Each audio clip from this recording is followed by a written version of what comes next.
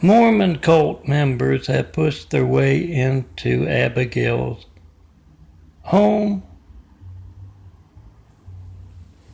and the church princesses share some cartoon Bible verses, and yes, they say a prayer together. Our Heavenly Father, please don't let any of our missionaries get caught a raping or a stealing, as they case neighborhoods when the only ones home are their kids after school, the folks who own the neighborhood.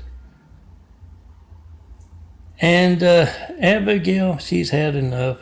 Oh, in Jesus' name we disrespectfully pray.